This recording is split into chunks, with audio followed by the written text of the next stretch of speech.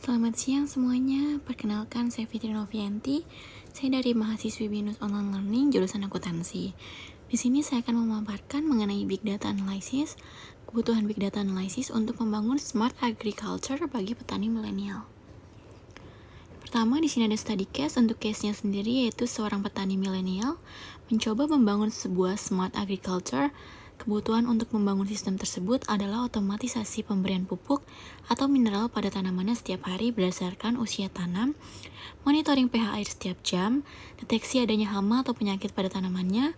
Sistem tersebut juga mampu memberikan reaksi terhadap kondisi lingkungan, seperti memberi pupuk atau mineral, menambah atau mengurangi air jika pH lebih dari sama dengan 7, menyemprot herbal pestisida jika diketahui terhadap hama atau penyakit pada tanamannya. Di sini saya akan menyarankan kebutuhan Big Data Analysis untuk petani milenial tersebut. Pertama, ada analisis apa yang digunakan. Yang A, descriptive analysis untuk memberikan informasi tentang kondisi lingkungan, tanaman, dan pola perubahan pH air secara real time. Yang B, ada prescriptive analysis untuk memberikan rekomendasi tindakan berdasarkan kondisi lingkungan seperti pemberian pupuk, penyemprotan pestisida, atau pengaturan pH. Yang C, ada predictive analysis untuk memprediksi potensi ancaman hama atau penyakit berdasarkan pola data historis. Selanjutnya ada tipe analisis apa yang digunakan. Yang A itu ada IoT Based Data Analytics untuk menganalisis data dari sensor IoT yang mengukur pH, kelembapan, suhu, dan mendeteksi keberadaan hama. Yang B ada Real Time Analytics untuk mengambil keputusan langsung seperti penyemprot pestisida jika ada hama atau menambah air jika pH tinggi. Yang C ada Spatial Analytics untuk menganalisis data lokasi pada lahan pertanian guna menentukan distribusi hama atau kualitas tanah di area tertentu. Selanjutnya ada mode analisis apa yang dipilih. Di sini ada dua mode, yang pertama itu ada real time mode dan yang kedua ada batch mode. Untuk real time mode, untuk memastikan tindakan seperti penyemprotan pestisida, pemberian pupuk, dan penyesuaian pH dilakukan secara langsung saat kondisi terdeteksi.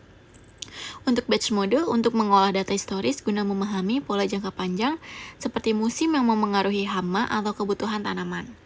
Selanjutnya ada data konektor apa yang cocok. Yang pertama ada IoT Data Connector untuk mengintegrasikan data dari perangkat sensor seperti alat pengukur pH, kelembapan, atau kamera deteksi hama. Yang kedua ada Database Connector untuk menyimpan dan mengakses data historis seperti riwayat kondisi tanah dan cuaca.